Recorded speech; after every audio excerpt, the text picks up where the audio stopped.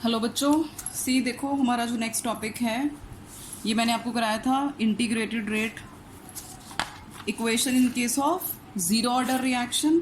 ठीक है जी, ये ग्राफ हम लोगों ने डिस्कस किया था कंसंट्रेशन वर्सेस टाइम के बीच में, और फिर हमने ज़ीरो ऑर्डर रिएक्शन के केस में हाफ लाइफ पीरियड को स्टडी किया था।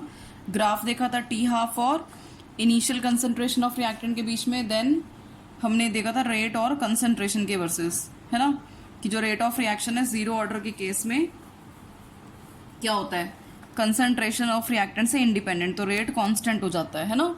तो ये वाला ग्राफ हमने स्टडी किया था। नेक्स्ट मैंने आपको बोला था कि ये वाले जो न्यूमेरिकल्स हैं तीन, वो देख लेना आप लोग कि होते हैं कि नहीं। चलो फिर भी मैं डिस्कस कर लेती हूँ।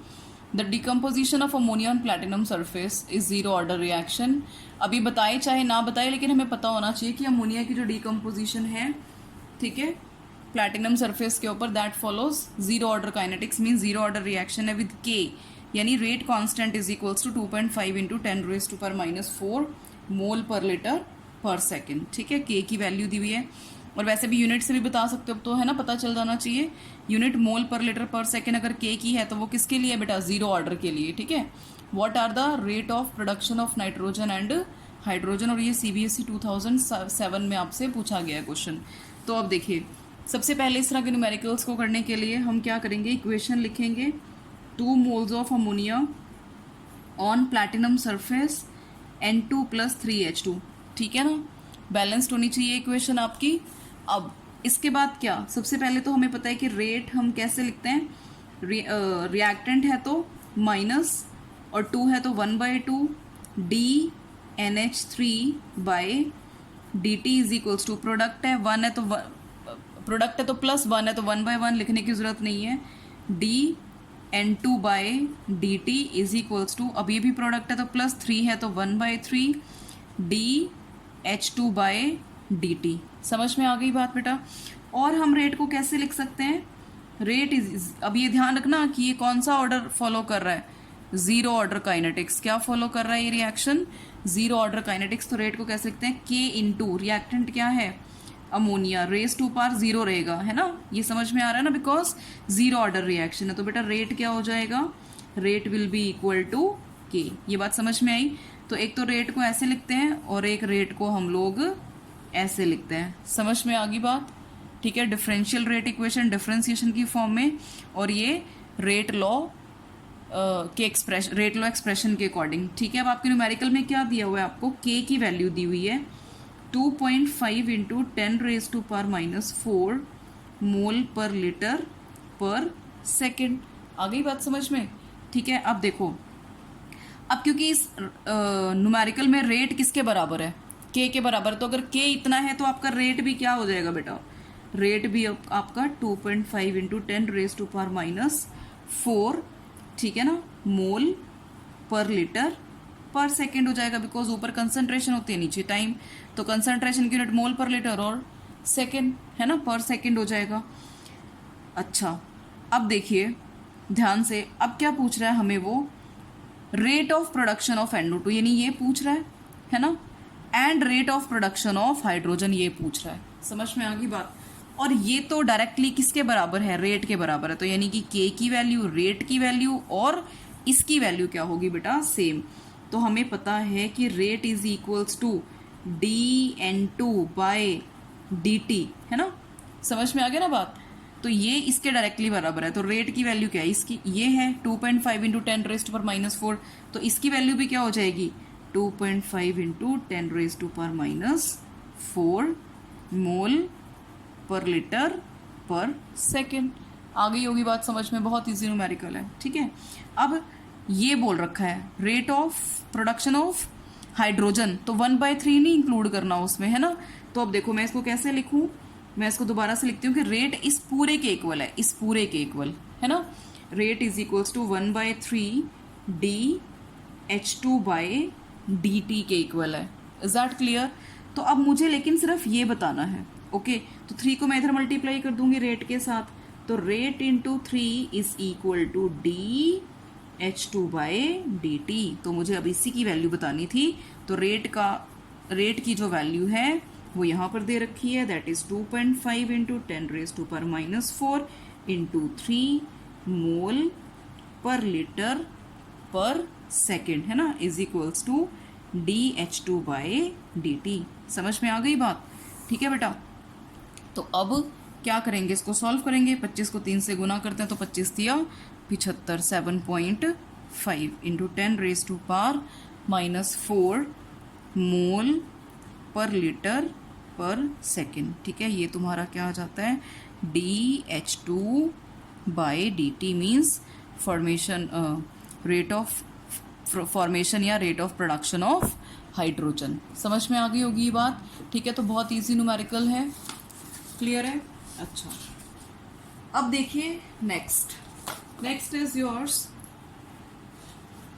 क्या, ये rate constant of a reaction of zero order in A is, दोबारा पढ़ते हैं, रुको। The rate constant of a reaction of zero order in A is means A तुम्हारा रिएक्टेंट है कोई, ठीक है, इज 0.0030 मोल पर लीटर पर सेकेंड। ठीक है बेटा, रेट कांस्टेंट की वैल्यू दी हुई है। मतलब नेक्स्ट न्यूमेरिकल में अगर मैं बात करूँ, ये न्यूमेरिकल है तुम्हारा पेज नंबर 21 के ऊपर।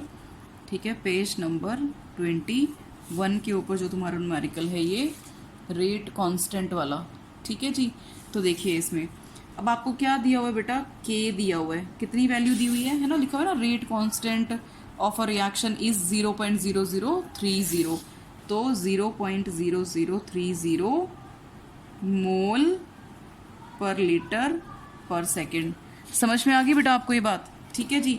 अब इसके बाद देखिए और क्या दिया हुआ है, कह रहा है कि हाउ लॉन्ग, मतलब हमें क्या बताना है, हाउ लॉन्ग का मतलब क्या बताना होता है, हमें टाइम बताना होता है। क्या बताना होता है हमें इसमें, टाइम, यानी कि हमें क्या बताना है बेटा, हमें टाइम बताना है। अब कह रहा है कि how long will it take for the initial concentration of A to fall from this to this. ठीक है, to fall from 0.10 mole to, मतलब इतनी थी इनिशियली 0.10 था और 0.075 मोल डिक्रीज हो गई किसकी कंसंट्रेशन, रिएक्टेंट की कंसंट्रेशन। के आपको दिया हुआ है तो आपने टी बताना है। ठीक है, तो आप ये देखो ना कि ऊपर वाला भी जीरो ऑर्डर काइनेटिक्स को फॉलो कर रहा था और नीचे वाला भी जीरो ऑर्डर काइनेटिक्स को फॉलो कर रहा था। Is that clear? But depend करता है कि आपने ये वाला फॉर्मूला लगा के यूज करना है कि आपने इस तरह से करना है। डिपेंड करता है कि न्यूमेरिकल किस तरह से दिया हुआ है, स्टेटमेंट कैसे है। समझ आई ना बात? ठीक है बच्चे, तो देखिए इसमें आपको पता है कि जीरो ऑर्डर के लिए एक आपके पास क्या होता है, इंटीग्रेटेड रेट इक्वेशन से फॉर्मूला। आपको कि इतने सारे फॉर्मूले नहीं है, थोड़े से ही हैं, लेकिन प्रैक्टिस से आपको समझ में आने लगेंगी कब कहाँ हमने फॉर्मूला लगाना है। ठीक है ना? तो देखो इसमें इनिशियल दिया हुआ था, फाइनल दिया हुआ है हमें कंसंट्रेशन, है ना, इनिशियल कंसंट्रेशन दी हुई है, फाइनल दी हुई है, हमें के दिया हुआ, तो हमें पता है कि टी निकालना है टाइम, तो यही वाला फॉर्मूला लगेगा, ऑब्वियस सी बात है। समझ आ गई? तो T is equals to what, R0 minus R divided by K. ठीक है बच्चे, तो 0.10 दिया हुआ है इनिशियल कंसंट्रेशन, 0.075 दिया हुआ है फाइनल, और के की वैल्यू कितनी दी हुई है, 0.0030। When we will solve all this we will get 8.3 second. ठीक है बच्चे, तो टी की वैल्यू आप इसको सॉल्व करेंगे तो you will get 8.3 seconds. All clear? ठीक है जी। हाँ जी बेटा, देखो हम ये न्यूमेरिकल डिस्कस करेंगे next. During the decomposition of a gas on the surface of a solid catalyst, the presence of gas at different times was observe to be as follow. Okay, presence of the pressure of a gas. अब जैसे normally concentration दी होती है initial final, है ना, या जो भी किसी पर्टिकुलर टाइम पे। अब यहाँ पे हमें क्या दिया हुआ है, प्रेशर दिया हुआ है ना, इस पर्टिकुलर टाइम पे। तो अब कह रहा है कि ऑर्डर बताओ, रेट कांस्टेंट बताओ, हाफ लाइफ पीरियड बताओ। अब हाफ लाइफ पीरियड तो ईजी है निकालना अगर हमें ऑर्डर पता चल गया। ठीक है ना, समझ में आई बात? और हमें पता चल जाएगा रेट कांस्टेंट भी। ठीक है, अगर हमें क्या पता चल गया, ऑर्डर ऑफ रिएक्शन पता चल गया। ठीक है, क्योंकि ऑर्डर ऑफ रिएक्शन से हम रेट कांस्टेंट की वैल्यू भी बता सकते हैं। अभी मैं बताऊंगी कैसे। अब देखो, वैसे तो हमें पता है कि गैस की डीकम्पोजिशन किसी भी सॉलिड कैटालिस्ट के सरफेस के ऊपर क्या फॉलो करती है, जीरो ऑर्डर काइनेटिक्स। बट ये तो हमें, चलो हम एक लाइन में तो नहीं बता सकते ना, बिकॉज न्यूमेरिकल को हमें सॉल्व करके बताना पड़ेगा, है ना। तो अब देखो इसमें अगर मैं क्या निकाल लूँ इस न्यूमेरिकल में, रेट निकाल लूँ। रेट का मतलब क्या होता है, change in concentration divided by change in time. या फिर अब यहाँ पर कंसंट्रेशन नहीं है, अब यहाँ पर क्या है, प्रेशर है, गैस का केस है तो गैस के केस में प्रेशर हम लोग ले लेंगे, ठीक है। अदरवाइज बात वही है। अब देखो इसमें क्या किया हुआ है बेटा, रेट को कैलकुलेट किया हुआ है ना, रेट को कैलकुलेट किया हुआ है। अब रेट कैसे कैलकुलेट करेंगे, इसमें हम लोग चेंज इन कंसंट्रेशन मतलब कि फाइनल माइनस इनिशियल। अब देखो अगर हम इन दो को ले, इन दो टाइम को लें, है ना, ये 0 और 100 वाला टाइम, तो इनके कोरस्पॉन्डिंग आपका प्रेशर ये वाला है। तो अगर मैं इसको बोलूं फाइनल माइनस इनिशियल, तो टाइम क्या होगा, दिस माइनस दिस, है ना, यही तो कर रखा है ना। अब ऑब्वियसली इनिशियल कंसंट्रेशन क्या होती है, ज़्यादा। आप देखो टाइम के साथ साथ कंसंट्रेशन क्या होती जा रही है रिएक्टेंट की, या प्रेशर क्या होता जा रहा है बेटा, डिक्रीज होता जा रहा है ना। तो फाइनल माइनस इनिशियल, तो रेट निकाल लेंगे चेंज इन कंसंट्रेशन या change in pressure divided by change in time. So this minus this divided by this minus this, ठीक है, यही किया हुआ है। तो देखिए दिस माइनस दिस डिवाइड मतलब 4.20 माइनस दिस और 100 माइनस दिस, समझ रहे हो। जब इसको सॉल्व किया हमने तो हमें क्या मिला, 8। इज दैट क्लियर, समझ में आई ये बात। उसके बाद रेट 2, इसी तरह से रेट 2 में हमने क्या लिया, this minus this divided by this minus this, है ना, ठीक है। तो ये भी इतना ही आया, 8 पास्कल पर सेकेंड। एक्चुअली ये प्रेशर जो है वो पास्कल में है और टाइम जो है वो सेकंड में, अच्छा टाइम इन सेकंड दिया हुआ है, ओके। और प्रेशर, सॉरी, देखो टाइम इन सेकंड दिया हुआ है, प्रेशर इन पास्कल दिया हुआ है ना। इसी तरह से रेट 3 निकाल लेंगे, रेट 3 निकाल लेंगे। देखिए this minus this minus this, okay, समझ में आ गई बात। तो ये भी आपका क्या आ गया, सेम आ गया, 8 पास्कल पर सेकेंड। इज दैट क्लियर, समझ आ रहा होगा ये। अब क्योंकि ये प्रेशर था, अब देखो वैसे तो वैल्यू नेगेटिव आएगी, लेकिन हम ऑलरेडी यहाँ पर क्या लेकर चलेंगे, नेगेटिव साइन लेकर चलेंगे, तो ये ऑलरेडी पॉजिटिव हो जाएगा। अब ये बताने की जरूरत नहीं है, आई थिंक आपको बहुत प्रैक्टिस कर चुके हैं चीज़ हम लोग, ठीक है। तो अब देखो अगर रेट कांस्टेंट के बराबर है, रेट क्या आ रहा है, बराबर आ रहा है ना हर टाइम, तो रेट किसके बराबर हो गया, कांस्टेंट के बराबर। और कांस्टेंट के बराबर कब होता है रेट, 0 ऑर्डर के केस में, है कि नहीं। मतलब रेट इज इक्वल्स टू के इंटू ए, सपोज आपका कोई रिएक्टेंट है, ठीक है ना, उसका प्रेशर है सपोज, तो A race to power 0 means rate के इक्वल हो जाएगा जब आपका क्या है, हर बार आपका रेट कांस्टेंट आ रहा है, सेम आ रहा है। तो रेट और के की वैल्यू सेम हो जाएगी, 8 पास्कल पर सेकेंड, ओके बेटा। और 0 ऑर्डर के केस में मैंने कहा था रट्टा मार लो इन सब चीज़ों का, इन सब फॉर्मूलाज का। 0 ऑर्डर के केस में टी हाफ क्या होता है, R0/2 के। R0 मतलब इनिशियल कंसंट्रेशन, तो यहाँ पर गैस है तो क्या बोलेंगे, इनिशियल प्रेशर। इनिशियल प्रेशर का मतलब क्या होता है, जब टाइम 0 है तो इनिशियल प्रेशर की वैल्यू क्या है यहाँ पे, 5 × 10⁻³ ओके। तो 5 × 10⁻³ डिवाइडेड बाई 2k, 2 × k की वैल्यू क्या है, 8। तो जब आप सॉल्व करेंगे इसको तो you will gate 0.31 × 10⁻³ second, okay. Time है क्योंकि, तो टाइम की यूनिट आप पुट करेंगे यहाँ पर second. Is that clear. So इस तरह से आप ये न्यूमेरिकल सॉल्व करेंगे। Next very very very very important, integrated rate equation for first order reaction. 99% chances होते हैं इस चैप्टर में से, ठीक है, कि आपका इसके बेस्ड क्या पूछा जाए, न्यूमेरिकल पूछा जाए। और न्यूमेरिकल्स आर वेरी इजी, ठीक है ना। अभी बताऊंगी मैं कैसे न्यूमेरिकल्स को अटेम्प्ट करना है आपने। पहले देखिए इसकी डेरिवेशन कैसे है, बिकॉज यू नेवर नो कि डेरिवेशन आ जाए, पूछ ले। वैसे तो आज तक कभी पूछी नहीं, लेकिन पूछ भी सकते हैं। तो आप सबसे पहले डेरिवेशन को देखिए कैसे करते हैं, ठीक है। Integrated rate equation, integrated rate equation for first order reaction, ठीक है बेटा। अब देखो सबसे पहले हम क्या करेंगे, यहाँ पर कोई रिएक्शन हमने एज्यूम कर ली कि रिएक्टेंट आपका कन्वर्ट हो रहा है प्रोडक्ट में, ठीक है बेटा। तो रेट किसके इक्वल हो जाएगा, रिएक्टेंट है तो -dR/dt। और फर्स्ट ऑर्डर के केस में हम और क्या बोल सकते हैं, k × R⁻⁴ है ना, बिकॉज हमने क्या मान लिया, ऑर्डर ऑफ रिएक्शन 1 मान लिया, ठीक है बच्चे। तो अब हम क्या करेंगे, is equals to dR/dt is equals to, अब इस नेगेटिव को इधर ले गई मैं, है ना, तो माइनस के आर रेज टू पावर 1। अब देखो मैंने क्या करना है, आर को मैं इधर लेकर आऊंगी और डी टी को मैं उधर लेकर जाऊंगी, ठीक है।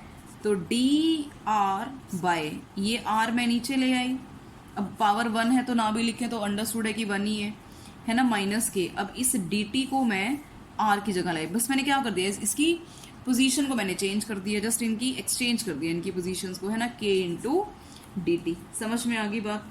अब इसको मैंने क्या करना है, दोनों तरफ इंटीग्रेट कर देना है, समझ आई। तो याद रखना डी आर बाय आर, इस तरह का कोई इंटीग्रेशन हो तो उसकी वैल्यू क्या होती है बेटा, L N R, log natural R. अब देखो माइनस है तो बाहर, के कांस्टेंट है तो बाहर, और डी टी की इंटीग्रेशन क्या होगी टी, और प्लस साथ में हम क्या लगाएंगे, एक इंटीग्रेशन कांस्टेंट, और इसको मैंने मान लिया इक्वेशन 1। समझ में आई बात। अब फिर से वही जो हमने जीरो ऑर्डर के केस में किया था कि अगर आपका time, if your time is 0, मतलब कि इनिशियल अगर आपका क्या है, मतलब रिएक्शन स्टार्ट नहीं हुई है, तो आर जो है वो आपके किसके बराबर होगी, इनिशियल कंसंट्रेशन के बराबर होगी। समझ रहे हैं। अगर आपका टाइम जो है वो 0 है, इसका मतलब क्या है, इनिशियली हम लोग ले रहे हैं तो रिएक्टेंट जो है वो क्या होगा, उसकी कंसंट्रेशन क्या होगी, आर नोट होगी, है ना। तो क्या करेंगे, इन वैल्यूज़ को, टी की वैल्यू को और आर की वैल्यू को हम इक्वेशन 1 में पुट करेंगे। तो पुट करो तो क्या आएगा, putting the above values in equation 1 we get L N R. तो क्या हो जाएगा बेटा, अब इसमें आर की कंसंट्रेशन है एट एनी टाइम टी, लेकिन वो किसके बराबर हो जाएगा, अगर टी की वैल्यू मैं यहाँ पर 0 पुट करूंगी तो आर किसके बराबर हो जाएगा, आर नॉट के बराबर। समझ रहे हैं। और टी की जगह मैंने क्या पुट कर दिया, 0 और प्लस आई। ठीक है बच्चे। तो क्या होगा, L N R naught is equals to 0 plus I, यानी कि अब क्या है, आई किसके बराबर हो गया, एल एन आर नॉट। तो हम आई की वैल्यू यहाँ से इस इक्वेशन में क्या करेंगे, पुट करेंगे। ठीक है जी, क्लियर होगी ये बात। तो क्या वैल्यू आएगी, देखिए, putting the value of I in equation 1 we get L N R is equals to minus K T plus L N R naught. ठीक है, 2-3 बार प्रैक्टिस करोगे तो आ जाएगा समझ में। अब के टी को मैं इधर ले जा रही हूँ और एल एन आर को इधर ले जा रही हूँ, तो के टी माइनस का प्लस हो गया, एल एन आर नॉट। अब ये पूरा का पूरा इधर आके माइनस हो जाएगा, एल एन आर। समझ में आई ये चीज़ कि नहीं, बोलो। अब मैं इसको इधर दोबारा लिख रही हूँ, क्या, K T is equals to L N R not minus L N R. ठीक है बच्चे। अब मेरे पास एक फार्मूला है L N A minus L N B, है ना। तो किसके बराबर हो जाएगा, L N A by B. समझ में आई बात। एक मेरे पास फार्मूला होता है लॉग नेचुरल ए माइनस लॉग नेचुरल बी, तो वो किसके बराबर होता है, log natural A by B. अब ये क्या है, वही तो है, लॉग नेचुरल ए माइनस लॉग नेचुरल बी, तो ये क्या हो जाएगा, log natural A by B. तो मैं इस चीज़ को how I can write it like this, kt is equals to ln r naught divided by r। समझ में आ गई, by using this formula for logarithm, है ना। अब क्या है, अगर मुझे log नेचुरल को log base to the power 10 में कन्वर्ट करना होता है तो 2.303 से मल्टीप्लाई करना पड़ता है। तो kt is equals to 2.303 log natural किस में कन्वर्ट हो जाएगा, log base to the power 10 में। ठीक है बच्चे। तो आर नॉट बाय आर। समझ में आ गई बात। तो अब k is equals to 2.303 divide, अब मैं t को इधर नीचे ले आई और लॉग क्या आ गया, आर नॉट बाय आर। ठीक है जी। तो ये फॉर्मूला आपको बहुत अच्छे से लर्न करना है। इसको कुछ करो चाहे पूरे चैप्टर में ना करो, लेकिन मतलब ऐसा नहीं कि करना ही नहीं है, लेकिन इसको तो आप अच्छे से लर्न कर लो कि फर्स्ट ऑर्डर के केस में k की वैल्यू क्या होती है बेटा, 2.303 by T log initial concentration of reactant और ये concentration of reactant eight any time t। समझ में आई बात है कि नहीं। देखो पूरी डेरिवेशन ये 22 पेज पे आपको ये कराई गई है। ठीक है, इस पूरी डेरिवेशन को आप करें अच्छे से, 2 बार 3 बार 4 बार जितनी बार प्रैक्टिस कर सकते हैं। ओके, समझ आ गई बात? अच्छा, अब एक फार्मूला और ऐसे लिखा हुआ है सिंपल कि मान लो ए की कंसंट्रेशन इनिशियल ए है तो बी कितना बन रहा है, suppose eight any time T x बन रहा है तो ए कितना रहेगा, ए माइनस एक्स। तो अगर मैं इसको आर नोट बाई आर की फॉर्म में ना लिखूं तो ए बाई ए, क्योंकि इनिशियल कंसंट्रेशन क्या है आर नोट और यहाँ पर ए की इनिशियल कंसंट्रेशन क्या है ए, तो मैंने ए लिख दिया। और आर की कंसंट्रेशन एट एनी टाइम क्या है ए माइनस एक्स, तो ये ए माइनस एक्स ऐसे भी लिख सकते हो। आगे बात समझ में? अब देखो, अब है मेन बात जो तुम्हारी, वो है ग्राफ की। ठीक है बच्चे, अब ग्राफ के लिए सबसे इम्पॉर्टेंट होता है कि ग्राफ किस किस के बीच में है। ठीक है, ग्राफ किस किस के बीच में है वो देखो। अब यहाँ पर देखो, ये आपने अच्छे से लर्न कर लेनी डेरिवेशन, 2-3 बार लिख के करोगे प्रैक्टिस तो हो जाएगा, है ना।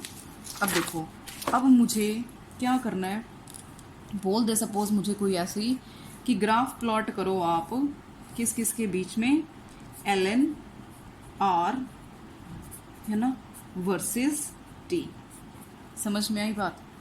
फर्स्ट ऑर्डर के केस में तो सबसे पहले मैं क्या लिखूंगी बेटा, मेरे पास जो इक्वेशन मैंने लिखी थी वो। ठीक है, अब के टी जो था मेरा, सबसे पहले देखो मुझे जो नॉर्मल इक्वेशन है वो मैं लिखूंगी। अब ये देखो, जहाँ पर क्या आता हो ये दोनों चीज़ें आती हूँ, है ना। अब देख लो पिछले पेज पे देखेंगे हम लोग कि मैंने यहाँ पर ये था ना, K T is equals to L N R not minus L N R. समझ रहे हो? ये लिखेंगे तो K T is equals to L N R not minus L N R, ये इक्वेशन लिख दी, है ना। अब देखो टी भी आता है इसमें और एल एन आर भी आता है। फाइनल इक्वेशन नहीं ले सकते, क्यों फाइनल इक्वेशन क्यों नहीं लेंगे? बिकॉज लॉग नेचुरल नहीं था उसमें। क्या था फाइनल इक्वेशन? क्या थी तुम्हारी फाइनल? थी k is equals to 2.303 by T log R not by R. वैसे भी तुम्हें पता है कि उसमें log base to the power 10 था, लेकिन ये हमें क्या कह रहा है, हमें लॉग नेचुरल कह रहा है ना, कि लॉग नेचुरल वर्सेस टी चाहिए ग्राफ। तो ऐसी इक्वेशन लो ना कि जिसमें लॉग नेचुरल आर और वर्सेस टी हो, है ना। तो अब देखो ये हमें कहाँ रखना है। अब सिंपल सी बात है कि लॉग नेचुरल को हम कहाँ लेकर आएंगे, लेफ्ट हैंड साइड पर लेकर आएंगे, मतलब रीअरेंज करेंगे। Log natural R is equals to, अब के टी को मैं इधर लेकर आऊंगी तो माइनस के टी, और ये पूरे का पूरा plus log natural R not as it is रहेगा। तो देखो मुझे क्या करना है, log natural R versus T बताना है। तो बन गई y is equals to M X plus C, straight line equation. ठीक है बच्चे, तो अब देखो मेरा जो स्लोप है m वो कैसा है, नेगेटिव, नेगेटिव है। तो ऑब्वियसली जो ग्राफ आएगा, ग्राफ कैसे आएगा, इस तरह से आएगा, डिक्लाइनिंग ग्राफ आएगा। कैसा आएगा, declining graph. Are you getting this idea और नॉट? ठीक है जी, कि सबसे पहले तो आपने देखना है कि किस किस के बीच में ग्राफ ड्रॉ करना है, और वो जीरो ऑर्डर में आता है, फर्स्ट ऑर्डर में आता है, सेकंड ऑर्डर में, जो भी एक्सप्रेशन आपको पता है। गिने चुने से ग्राफ हैं तो सबको अच्छे से आप कर लो इनको, है ना। जीरो ऑर्डर में हमने 2 किए हैं, 3 किए हैं, ऐसी फर्स्ट ऑर्डर में 2 हैं। ठीक है, बस ये 2 3 4 5 ग्राफ ही हैं और वो बहुत इंपॉर्टेंट है। तो देखो सबसे पहले हमने क्या लिखा, एक ऐसी इक्वेशन लिखी जिसमें ये दोनों आते हैं, उनको इस तरह से रीअरेंज किया कि मेरे पास इक्वेशन जो है वो y is equals to M X plus C, means straight line की फॉर्म में मेरे पास वो आ जाए। मैथ्स के स्टूडेंट को तो बहुत अच्छे से ये बात पता होगी पहले से ही। ठीक है बच्चे, तो इसमें मेरे पास जो स्लोप है वो क्या है, मैं यहाँ लिख सकती हूँ कि स्लोप मेरे पास क्या है, माइनस के, डिक्लाइनिंग है तो इस तरह से आया है। और यहाँ से लेकर यहाँ तक जो इंटरसेप्ट की वैल्यू आई है वो क्या है, एल एन आर नॉट। ठीक है जी, तो इंटरसेप्ट की जो वैल्यू आई है वो क्या आई है बेटा, एल एन आर नॉट। समझ में आ गई? बस ये छोटे छोटे से ग्राफ हैं इसके अंदर, है ना। चलो अब देखिए इसमें नेक्स्ट जो है हमारा एक और ग्राफ पूछ रहा है। हाँ, एक कह रहा है कि ड्रॉ ग्राफ बिटवीन क्या, अब देखो कह रहा है कि draw graph between log natural R not by R, ठीक है, वर्सेस टी।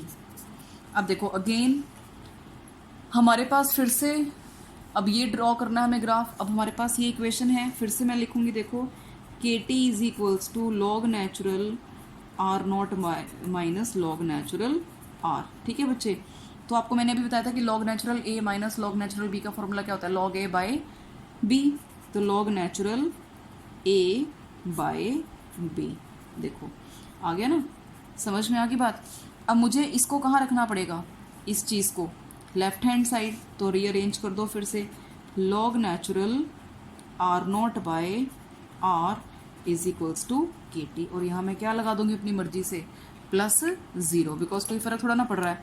लेकिन मेरे पास ऐसा करने से, प्लस ज़ीरो लगाने से y is equals to M X plus C की फॉर्म में आ जाएगा ग्राफ, है ना। अब देखो m क्या है मेरे पास, प्लस के, और c क्या है, ज़ीरो। c का मतलब क्या है, इंटरसेप्ट ज़ीरो है, इसका मतलब क्या है, ग्राफ कहाँ से शुरू होगा, ओरिजिन से, है ना। ग्राफ कहाँ से शुरू होगा, यहाँ से, ओरिजिन से, है ना। और प्लस है वैल्यू, तो इस तरह से ग्राफ होगा। समझ में आई। तो आपका जो, एक second,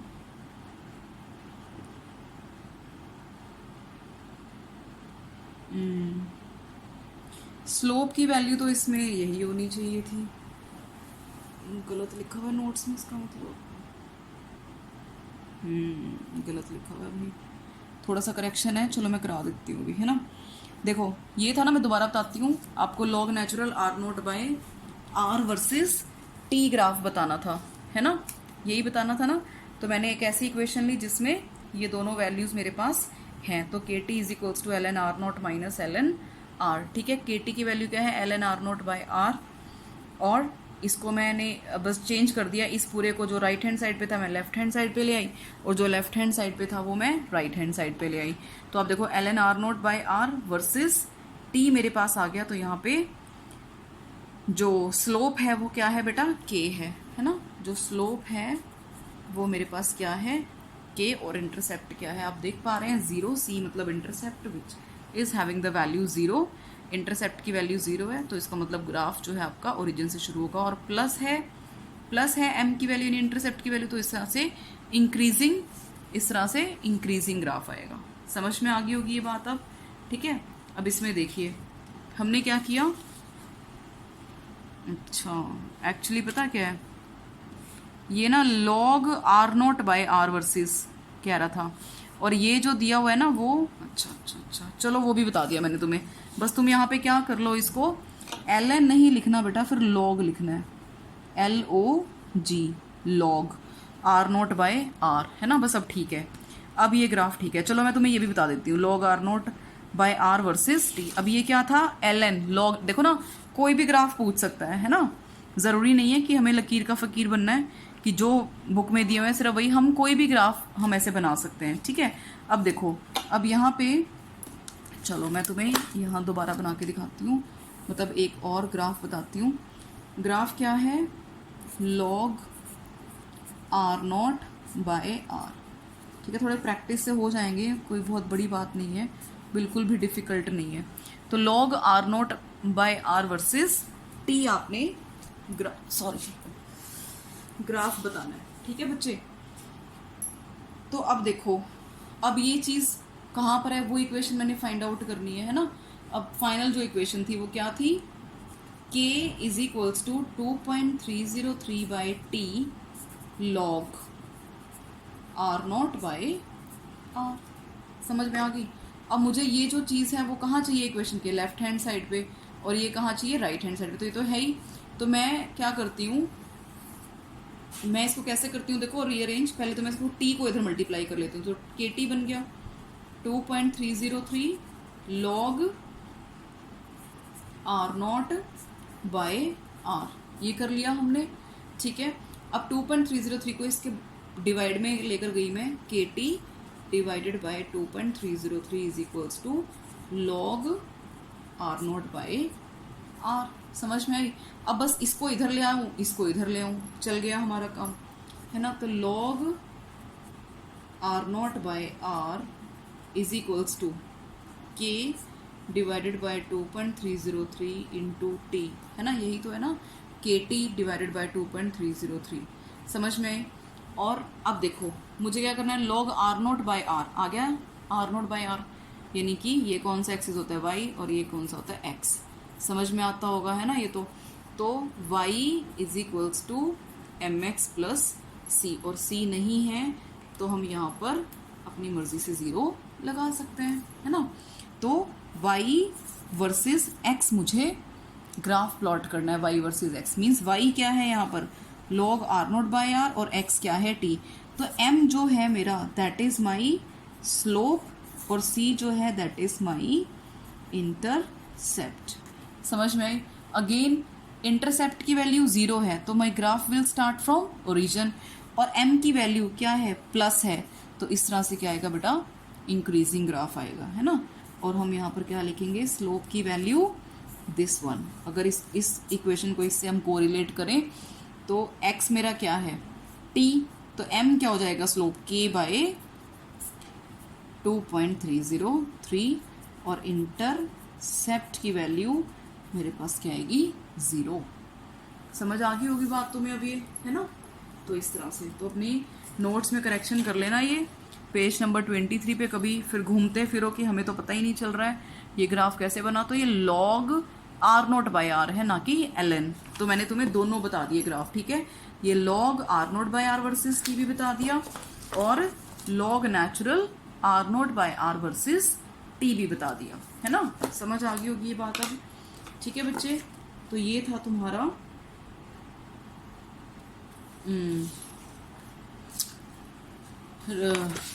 integrated rate equation in case of first order reaction, और उसके दोनों ग्राफ तुम्हें मैंने बता दिए, ठीक है जी, 22-23, हाँ ठीक है।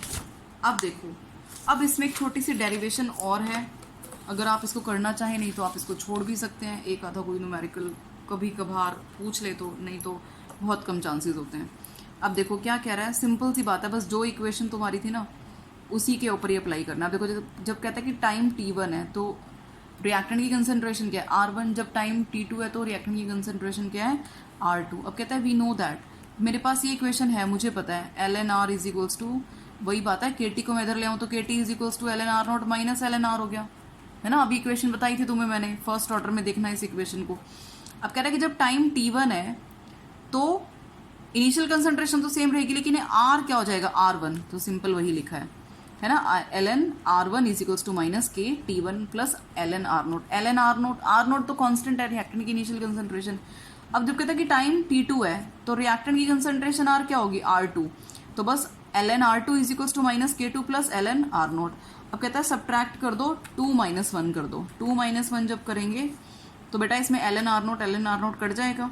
तो अब देखो ये ln a minus ln b है, यानी log natural a minus log natural b, तो क्या हो गया log natural a by b is equals to, अब इसमें से k हमने कॉमन निकाल लिया और क्या हो जाएगा ये t2 माइनस t1, है ना। तो अब ये t1 एक मिनट ये क्या हो गया इसमें t1, हाँ t1 प्लस का है ना, ठीक है, तो t1 माइनस t2 हो गया, ठीक है। तो इसको मैं पूरे को इधर ले आई, इसको मैं इधर पूरे को ले आई, तो k की वैल्यू मेरे पास क्या आ गई, ये सिंपल सी बात है कि जब दो टाइम दे रखे हैं और दो रिएक्टेंट की कंसंट्रेशन दे रखी हो तब ये फॉर्मूला है, आगे बात समझ में। तो k की वैल्यू सिंपल यहाँ से क्या आएगी 2.303 divided by t1 minus t2 log r2 by r1। Simple बात है बेटा, आप चाहे 1 में से 2 सब्ट्रैक्ट कर दो, चाहे 2 में से 1 सब्ट्रैक्ट कर दो, कहने का मतलब मेरा क्या है, टाइम और कंसंट्रेशन का रिलेशन क्या है, आप इसको देखो ध्यान से, t1 माइनस t2 है तो ये r2 बाय r1 है। अगर यहाँ पे साइड बाय साइड इसको कोरिलेट करो, अगर यहाँ t2 माइनस t1 है तो r1 बाय, मतलब उल्टा है बस, है ना। अगर t2 पहले है तो r2 बाद में आएगा, अगर t1 पहले है तो r1 यहाँ बाद में आएगा, सिंपल सी बात है, समझ में आ गई होगी ये चीज़, है ना। अब देखो एग्जाम्पल्स हैं फर्स्ट ऑर्डर रिएक्शन के, ये सारे तुम्हारी एनसीईआरटी में दे रखे हैं, तो ये तो तुम्हें लर्न करने ही करने पड़ेंगे। जैसे मैंने तुम्हें क्या बताया, अमोनिया की डीकम्पोजिशन किसी भी सॉलिड कैटालिस्ट के सरफेस के ऊपर क्या फॉलो करता है, जीरो ऑर्डर काइनेटिक्स। एक और एग्जाम्पल बताया था HI की डीकम्पोजिशन, है ना, 2HI gives H2 plus I2, बताई थी ना ये बात, 2HI gives H2 plus I2। ये भी क्या फॉलो करता है बेटा, जीरो ऑर्डर काइनेटिक्स। ठीक है, तो ये तो एनसीईआरटी के एग्जांपल्स तो आपको एज इट इज लर्न करने पड़ेंगे। एग्जाम्पल्स ऑफ फर्स्ट ऑर्डर कहता है hydrogenation. Hydrogenation means addition of hydrogen to ethene. Ethene का मतलब C2H4, क्या बन जाएगा C2H6 मीन्स इथेन। तो रेट किसके बराबर हो गया, K इंटू C2H4, है ना। तो ये क्या है, फर्स्ट ऑर्डर काइनेटिक्स। ये सबसे इंपॉर्टेंट पॉइंट है कि जितने भी नेचुरल या आर्टिफिशियल रेडियो एक्टिव डिके हैं, ठीक है, ऑफ अनस्टेबल न्यूक्लियाई, वो क्या फॉलो करते हैं, फर्स्ट ऑर्डर काइनेटिक्स। जैसे रेडियम है, रेडॉन में कन्वर्ट हो गया और एक हीलियम पार्टिकल निकल गया, है ना, अल्फा पार्टिकल भी बोलते हैं। अब decomposition of N2O5 and N2O, decomposition of N2O5 and N2O are also examples of first order kinetics. समझ में आई ये चीज, ठीक है जी। तो ये आपने करना है। ये न्यूमेरिकल दिया हुआ है सिंपल, जो मैंने तुम्हें कहा था कि यहाँ पे अगर T2 माइनस T1 है तो यहाँ पे R1/R2 होगा। तो आपको सिंपली न्यूमेरिकल, मतलब ये फॉर्मूला बेस्ड न्यूमेरिकल है, सिंपल सिंपल वैल्यूज दी हुई हैं, है ना। Initial concentration of N2O5 in the following first order reaction was this. Initial दी हुई है, मतलब R1 दिया हुआ है ना। The concentration of N2O5 after 60 minutes. 60 minute मतलब कि ये इनिशियल था, मतलब जीरो टाइम पे था, तो यानी कि क्या आएगा, 60 माइनस 0, तो 60 ही आएगा। कितना चेंज हो गया, कितना कंसंट्रेशन में आया डिफरेंस, कहता है कि कंसंट्रेशन आफ्टर 60 मिनट्स वाज 0.20, तो यानी फाइनल कितना आ गया 0.20 इंटू 10⁻⁻²। सॉल्व किया तो इस तरह से हमारे पास आ जाएगा। मिनट है तो आंसर किस में आ जाएगा, मिनट इनवर्स में, क्योंकि के की जो यूनिट्स होती हैं वो क्या होती हैं, टाइम इनवर्स। तो मिनट में है टाइम, तो मिनट इनवर्स हो जाएगा। ठीक है जी, समझ में आ गई बात। अब सबसे इंपॉर्टेंट जो मैं तुम्हें बताने जा रही हूँ, एक तो फर्स्ट ऑर्डर का एक्सप्रेशन बताया मैंने तुम्हें। क्या बताया फर्स्ट ऑर्डर का एक्सप्रेशन, कि T is equals to 2.303/K log R nought by R। ये बताया फर्स्ट ऑर्डर के केस में। टाइम कह लो या K को इधर ले जाओ, रेट कांस्टेंट, एक ही बात है ना। अब देखो, अब कह रहा है कि जब हाफ लाइफ पीरियड के लिए, जैसे जीरो ऑर्डर के केस में बताया था, है ना, R0/2 के, इसी तरह से यहाँ पर ये फर्स्ट ऑर्डर के केस में है ना, टाइम की वैल्यू। अब कहते हैं अगर मैं हाफ लाइफ बताऊं, हाफ लाइफ किसके केस में, फर्स्ट ऑर्डर के केस में हाफ लाइफ। ठीक है बच्चे, तो T क्या हो जाना है, T half 2.303 as it is रहेगा, K एज इट इज रहता है, K तो कांस्टेंट है, लॉग। अब R nought initial concentration reactant की फिक्स है, लेकिन R at any time T किसके बराबर हो जाएगा बेटा, R0/2 के बराबर। ये सबसे इंपॉर्टेंट है, इसमें याद रखना कि जो R की वैल्यू है, means concentration of reactant eight any time T, that will be half of initial concentration. तो R0 से R0 कैंसिल हो गया मेरा, तो T half is equals to 2.303/K log, ये 2 पर आ जाएगा। और log 2 की वैल्यू क्या होती है, log 2 की वैल्यू होती है बेटा 0.3010, याद रख लेना इसको अच्छे से। और इन दोनों को अगर मैं मल्टीप्लाई करूं तो मेरे पास आएगा 0.693/K, है ना। तो T हाफ की वैल्यू किसके केस में, फर्स्ट ऑर्डर के केस में मेरे पास आएगी 0.693/K। इस वैल्यू को अच्छे से याद कर लेना, बार बार लिख के। एक तो ये वाला फॉर्मूला है ना फर्स्ट ऑर्डर के लिए, T का, टाइम का, और फर्स्ट ऑर्डर के लिए किसका, T हाफ का। डायरेक्ट न्यूमेरिकल आता है 2 नंबर का इसके ऊपर। समझ में आ गई बात, ठीक है। जैसे ये न्यूमेरिकल दिया हुआ है, a first order reaction is found to have rate constant इतना, रेट कांस्टेंट यानी K की वैल्यू दी हुई है, find the half life. Half life का फॉर्मूला लगाओ 0.693/K, K की वैल्यू दी हुई है, कैलकुलेट कर लो, है ना। अब ये न्यूमेरिकल मैं तुम्हें नेक्स्ट वाली वीडियो में बताऊंगी। This is the most important numerical of this chapter. समझ रहे हो, इस तरह का न्यूमेरिकल पेपर में बहुत कॉमन पूछा जाता है। 98% तो ये है कि यही वाला न्यूमेरिकल कई बार दे दिया जाता है विदाउट एनी चेंज। ठीक है बच्चे, सो इसको अच्छे से प्रैक्टिस कर लेना।